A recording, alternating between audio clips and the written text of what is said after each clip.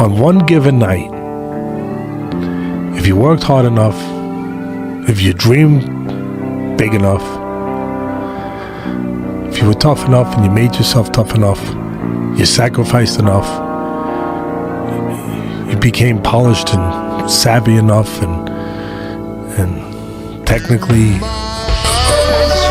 equipped to do things that you had, then you learned those things and you just worked yourself to the bone.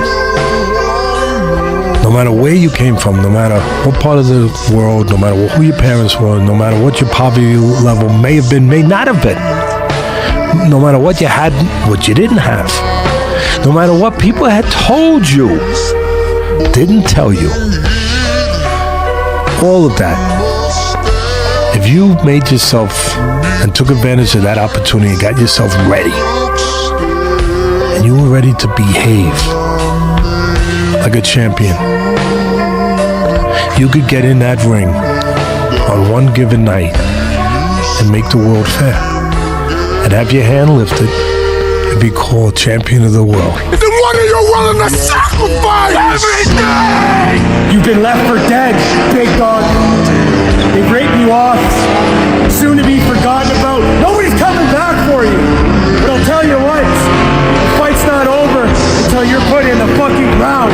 So as long as you're still breathing, there is hope. True dogs will fight to the death. And let me tell you something, big dog. That heart you have inside you is made of pure savage and pure ferociousness. My whole life has been about hardship. Life is designed to go through a difficult journey and see how you come out the other end. And if you come out the other end successful, you have a story. And through that story, you can help other people get through their journeys in life. But if you don't come through your own journey, you have no story to tell. And that's how you grow. You don't grow, if you like bench pressing and you bench press every day, you're not growing. Do squats if you hate squatting. I hate running, so I run a lot. And this helps my mind grow. Whereas, all the niceties are gone, the rag is myself. I want to drain it to where there's no more water dripping out of it. To literally, I've drained myself completely of every bit of energy and every bit of focus and every bit of drive I have to where I know I have nothing left. But I know what hate does to a man. Tears him apart. Turns him into something he's not. Something he promised himself he'd never become. That's what I need to tell you. To let you know how hard I'm trying not to cave under the weight of all the awful things I feel in my heart. Sometimes my life feels like a deadly balancing act. What I feel slamming up against what I should do. The most dangerous person in the world is a man that is broken and alone. Man, I've trained 99% of my life alone. No one pat me on the back. I did all of the work alone. And while I'm still hard on myself, I know what I did. So whenever times get bad, people all this, who's gonna carry the bullshit? That's real. You always have to be the person who roots for you before everyone else does. Their words were never strong enough to stop you. The only person capable of doing that is you. Prove them all wrong, but in the end, prove yourself right. I'm obsessed with finding myself now and not having to prove anything to anybody other than myself. And I think if you can shift from this is hard to no one else will be able to do this, then it flips from being this thing that you're like, oh, poor me, to oh, poor everyone else who's going to have to fucking try. Yeah. And I think that is so much more motivating as a frame for the exact same circumstance. The person you always knew you could be, shut off the volume, the speakers of society telling you what you can't be. Listen to the voice from within, the energy inside, knowing you can be more than this. Where there are no limitations, excuses, negative energy. It's just high voltage of positive energy. Many battles, easily won on daily occurrence. The war will never be won. Because that war is a better life.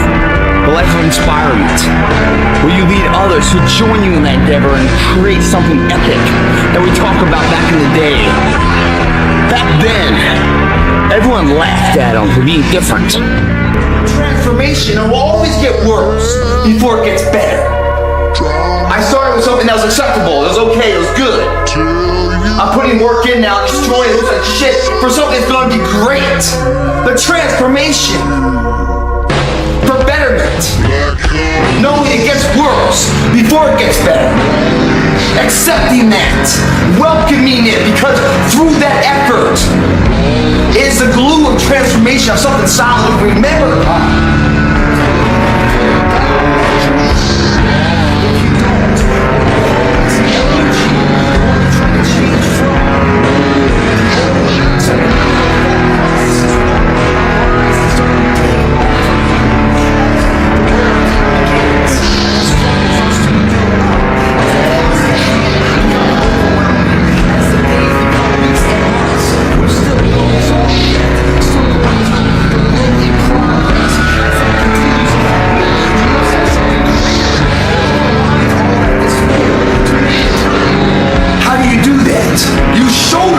The weakness. Sideline that motherfucker. You go into the endeavor, Ranger School, I went into it. I knew what I was going into. I knew it wasn't going to be easy. I knew I wanted to be that person at the end of the race, standing strong. I knew that those 70 days of sacrifice will be paid tenfold the rest of my life and other endeavors where I'm going through something hard in my life. And I'm wondering if I had the intestinal fortitude to get through it. There are people who don't break when they lose everything. They sharpen. Psychology calls this trauma hardening, and it's real. Pain doesn't just hurt, it rewires. Your nervous system starts adapting. Stress that might shut most people down, it becomes a signal. The amygdala stops screaming. The prefrontal cortex takes over. You stop reacting and start calculating. Where most are drawn into chaos, you start to breathe again. Because pressure either crushes you or it cuts the fat off of your purpose. And if you're going through something right now, this is your signal. You are not soft. You are not stuck. You are sharpening. You are not meant to collapse. You are built to carry it. You're built to rise from it. You see, the truth is some of us weren't made to avoid the fire. We were made to walk through it, not the other side forged. You know, I know there's tough days out there, right? Those tough days where people want to take off. You know, sit on the couch.